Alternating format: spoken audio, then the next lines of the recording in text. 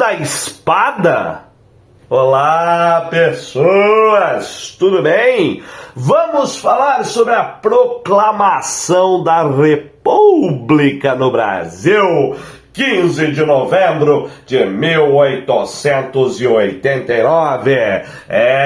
Foi quando aconteceu o golpe civil-militar que derrubou o Dom Pedro II e deu início a uma nova fase política no Brasil, a República. Muito bem, muito bem, muito bem. A República, a proclamação da República, ela está, claro, obviamente conectada ao declínio da monarquia, a crise da monarquia no Brasil. E a crise da monarquia do Brasil começa a acontecer a partir da Guerra do Paraguai, 1864-1870. Durante a Guerra do Paraguai, a gente vai ter duas grandes questões que vão que vão impactar de forma negativa o governo de Dom Pedro II, que é a questão militar e a questão abolicionista. A questão militar é quando os militares, dentro de um pensamento positivista, dentro de uma ideia que vinha da Europa, de modernização dos governos e implementação do federalismo e da república, e também com a evolução dos Estados Unidos, depois, a partir de 1783, com a sua independência e o seu regime federalista, isso impactou bastante a mentalidade de uma boa parcela dos militares brasileiros, que começaram também a traçar essa aspiração de transformar o Brasil numa república. E durante a Guerra do Paraguai, o Duque de Caxias se desentende com Dom Pedro II, e isso leva, embora o Duque de Caxias fosse um monarquista, mas isso leva a um descontentamento por parte desses militares que já estavam pensando em mudanças, e isso fortalece o movimento republicano no Brasil. A questão abolicionista também, porque com a questão dos escravizados lutando na guerra, o movimento abolicionista ganha força, e as leis abolicionistas ao mesmo tempo fazem com que a elite escravocrata também comece a olhar de forma desconfiada para Dom Pedro II.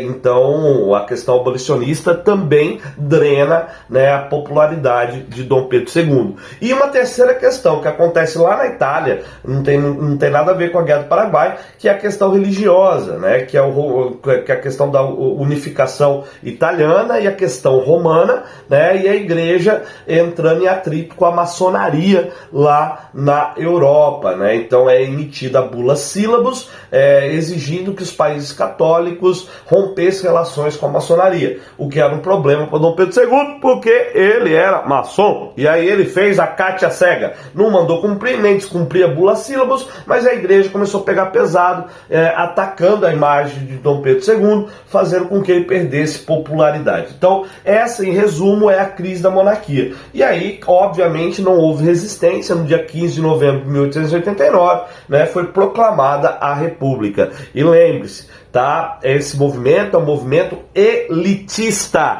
entre os militares e as elites rurais brasileiras, Não houve participação popular. O povo não participou desse movimento. É um golpe civil-militar que derrubou a monarquia sem participação popular, certo? Muito bem? Tranquilo. Quando isso acontece, a gente começa o que nós chamamos de Primeira República ou República Velha.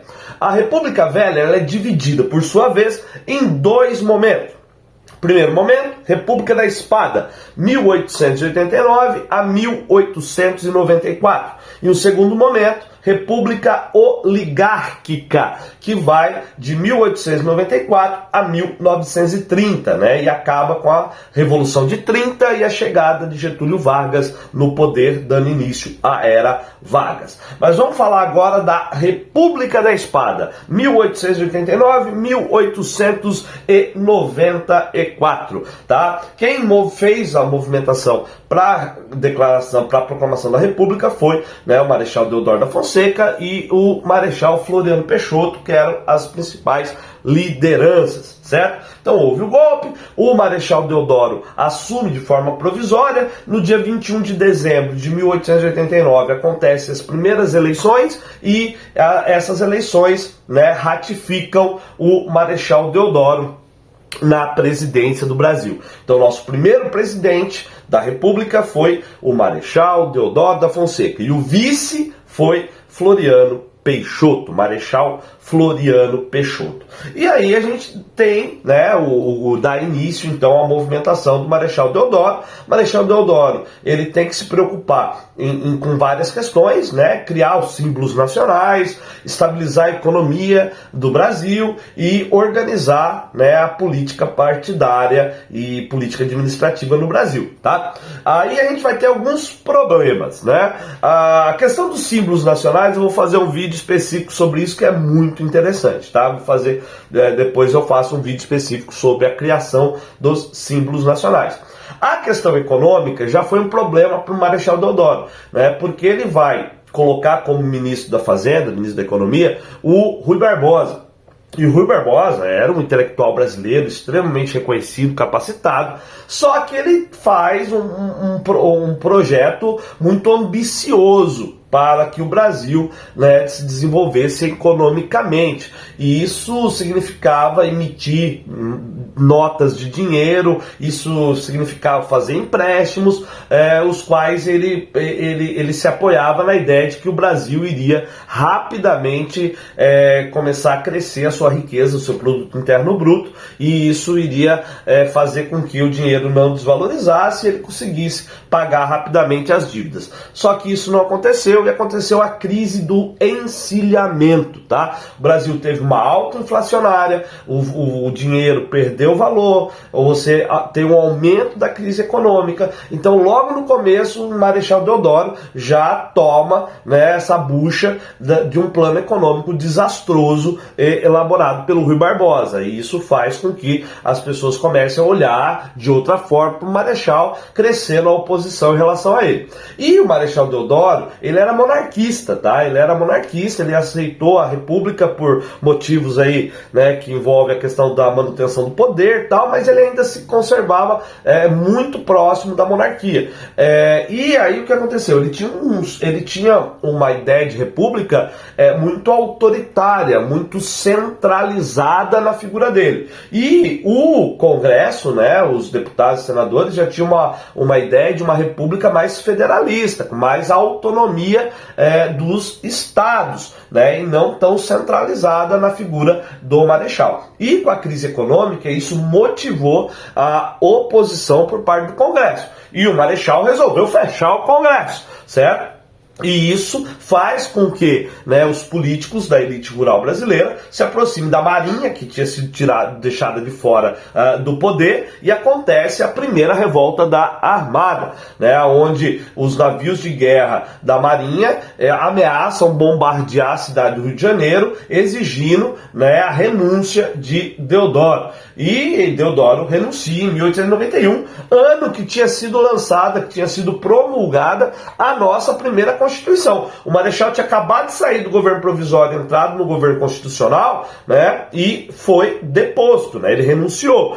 Foi um tipo de impeachment com canhões apontados para a cabeça dele. Literalmente canhões apontados para a cabeça dele. Ou sai, ou bombardeamos. Ele estava pedindo com jeitinho, pode deixar que eu saio. Eu adoro pessoas educadas. Muito obrigado, até mais. Eu não gosto muito de república mesmo. Eu vou continuar o meu sonho do retorno à monarquia. E Marechal pega a sua malinha e ó, pica, amor.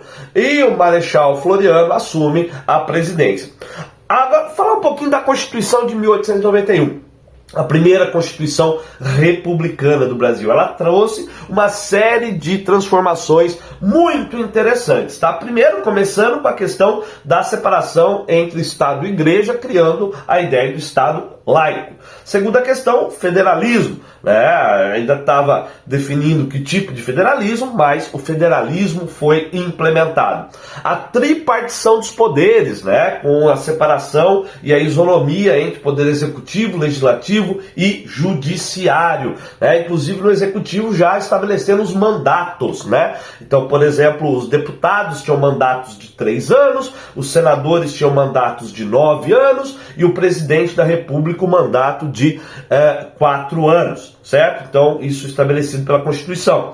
Além das eleições diretas, né, para todos os cargos do Executivo e do Legislativo, e o sufrágio não universal. Isso é importante. Sufrágio não universal. Quem que podia votar? Homens maiores de 21 anos, alfabetizados e que não fossem nem clérigos, né, membros da igreja, e nem praças militares, né, de sargento para baixo, certo? Então não poderiam votar. Então é o sufrágio não universal. O que tirava a maior parte, a grande maioria da população brasileira ficou de fora, porque o analfabetismo, eu não tenho um número na cabeça assim exato, mas era algo em torno de 65% para mais da população. Às vezes, eu acho que para bem mais, tá? Da população que era analfabeta. Então você tira uma grande parcela da população. Você tira as mulheres, você tira os clérigos e você tira os praças, né? Então quem sobrou para votar? Né? Uma minoria de homens da elite, né? Que poderiam votar, certo? E a questão do Floriano Peixoto, que vai assumir em 1891 e vai terminar em 1894, também foi no sentido de autoritarismo, tá? O Floriano Peixoto também não era nada democrático nesse sentido. Ele queria centralizar o poder nele e ele manteve essa postura de autoritarismo no governo centralizador, tá? E aí ele vai ter que passar por 2 revoltas que começam ao mesmo tempo. A segunda revolta da Armada, porque fala, pô, tirando o Marechal Deodoro, o Floriano entrou e tá a mesma coisa, vamos tirar ele também, né? E aí tem a ameaça da revolta federalista, da revolta da Armada, que aponta de novo os canhões, né? Agora com a segunda revolta da Armada, com o almirante Custódio de Mello, ele faz o ultimato para Floriano deixar o poder, mas Floriano, nesse momento, ele não sai. Inclusive, o Machado de Assis narra essa segunda revolta da Armada no livro Quincas Borba. Muito legal. Enfim, o Floriano conseguiu vencer, né? Ele deixou bombardearam, e aí ele consegue, com a estratégia, vencer a revolta da Armada. Mas, ao mesmo tempo que ele estava lidando com a revolta da Armada, no Rio de Janeiro, ele teve que lidar com a revolta federalista, lá no sul do Brasil, principalmente Santa Catarina, Paraná, Rio Grande do Sul, basicamente ali, mas principalmente em Santa Catarina, né? A Revolução Federalista, que de um lado tinha os chamados chimangos ou pica-paus, que apoiavam o governador Júlio de Castilhos, que apoiava uma ditadura positivista, né? Então ele apoiava a figura do Floriano Peixoto, e do outro lado nós tínhamos os maragatos, certo? Que eram contra o Floriano Peixoto, e eles eram liderados pelo Gaspar de Silveira. E as tropas, né, dos pica-paus, dos chimangos, com o apoio de Floriano, vencem a revolta federalista, e dando, né, ganho ali para Júlio de Castilhos e Floriano Peixoto.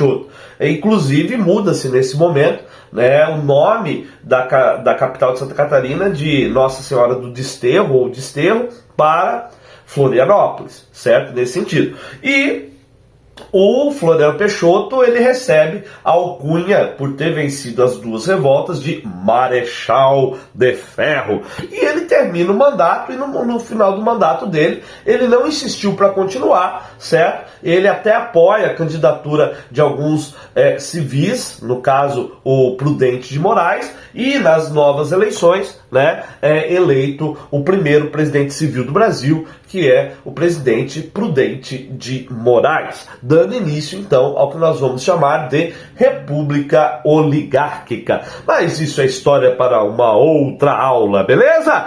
E aí, pessoas, gostaram? Curte, comenta, compartilha. Valeu, pessoas, até mais!